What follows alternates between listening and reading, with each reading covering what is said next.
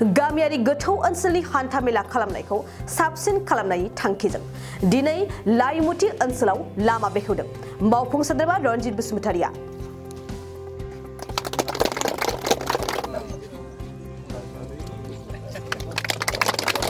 चिरां जिल्लानि सिङाव थानाय लाइमुथि ओनसोलनि गुबुन गुबुन गामिफोराव दिनै सानसेनि गेजेरावनो मोनद' लामाफोरखौ बेखेवनानै होयो बिटिआरनि हाग्रा बिफाननि मावफुं सोद्रोमा रनजित बसुमतारिया।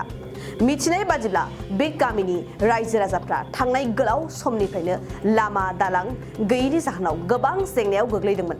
बे जेंनाखौ नोजोर होनानै दिनै बिटिआरनि मावफुं सोद्रोमा रनजित बसुमतारिया चिरांनि लाइमुथि ओनसोलाव थानाय गामिफोराव मोनद' गोदान लामाखौ बेखेवनानै होयो। लामानि मोजां खाबुखौ मोननानै लाइमुथि ओनसोलनि रायजो राजाफ्रा गोजोननाय फोरमायनानै मावफुं सोद्रोमा रनजित बसुमतारिखौ साबायखर बावो। दिनै नोंथाङा नोंथांनि समस्थियावहाय दोंद' लामा आरो खामारफोर बेखेवबाय। फरेस्ट डिपार्टमेन्टनिफ्राय मोनद' लामा दिनै जोङो अपेनिं खालामदों। रायजोफ्रा दा थाबायजेननायखौ बेयाव स्टार्ट खालामबाय। जोंनि बे हालामनि रायजो राजाफ्रा फ्राय 6000 मानसि बे प्राइमारिनि सिङाव दङ। बे 6000 मानसिफ्रा बाजार टाउनफ्राव थांनायाव बेमार आजार नायजानो हस्पिटालफ्राव थांनायाव फरायसा फरायसुलिफ्रा स्कुलाव थांनायाव खोब जेंना जायोमोन। दिनै बेखौ मावफुंनो हानायनि थाखाय सरकारनि जानानै आं गावनो खोब गोजोननाय मोन्दों आरो रायजो राजाफोरनि खुसिखौ नुनानै आं खुसि मोनफादों जे खस्थ' होननायखौ जोङो 100 जौखोन्दो हायाबाबो 60-70 जौखोन्दो लामानि बेलायावहाय जों फोसाबनो हाबाय होननानै जोंहा मोनसे सानखांनाय फैदों। उननि समाव बिथांनि जौगानायनि बेलायाव जों मालाबाबो कमप्रमाइस खालामा।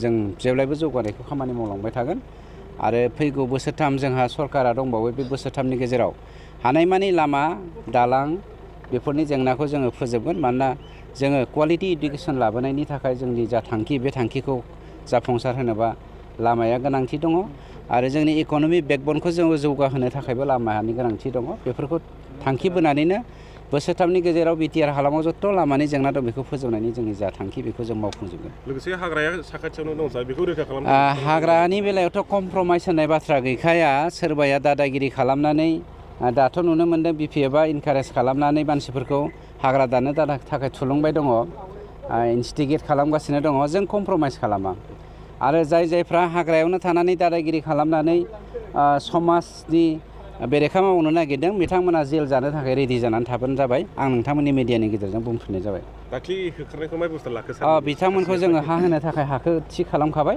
बावैसोनो जों बिथांमोननो हाखौ रानसिगोन आरो हाग्राखौ थैबाबो होआ। नांगौबा जोङो पलिटिक्सनिफ्राय सयनास लागोन, हाग्राखौ खिन्थु जों कमप्रमाइस खालामो। जोङो खोनादों लामा बानायगोन, बे बेसेबां आवगायदों सार? लामाथ' नङा बियो, फरेस्ट रडसो। फरेस्टआ बेयाव डिउटि होनो मा होनो नांगौ जायो, नंखायनो बेखौ जोङो खालामगासिनो दङ। फ्राय जोब्बायानो, 1.5 किल'मिटारसो दंबावो। अबेनिफ्राय अबेसिम जागोन सार? बावहाय गासै 15 किल'मिटार जागोन। 1.5 किल'मिटारसोल'सै होननानै आंनि इनफरमेसन हरदों मावग्राफ्रा।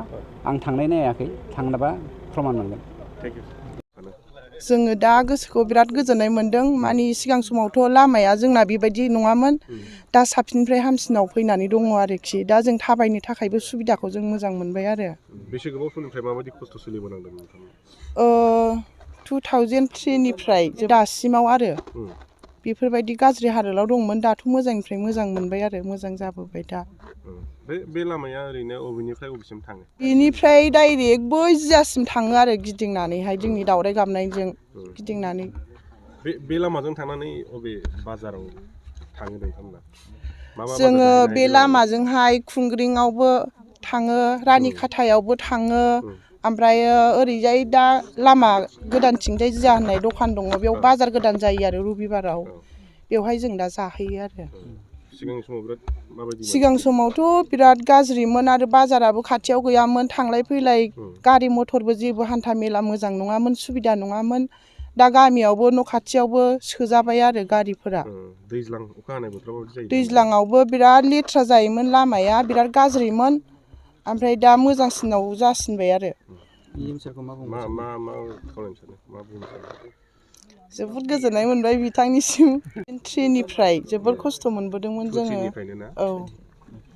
बाइक सालायनो मोजां मोनग्राफोरनि थाखाय गोजोनथाव खौरां।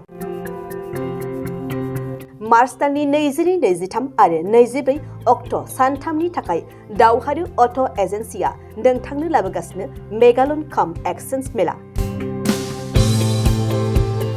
बे मेगालन काम एक्सचेन्ज मेलाखौ क'क्राझार बड'लेण्ड गेस्ट हाउसनि साखाथियावनो खुंफुंगोन। बे मेलायाव बारा नङा 14,999 रांसिमाव डाउन पेमेन्ट होनानै बाजाज कम्पानिनि गुबुन गुबुन बाइकफोरखौ ल'नाव लानो हागोन। एक्सचेन्ज खालामग्राफोरनि थाखाय एक्सचेन्ज ब'नासबो थागोन। बाइक सालायनायाव हमनो थाखाय बायगिरिया बेसेन लायालासे हेलमेटबो मोनगोन।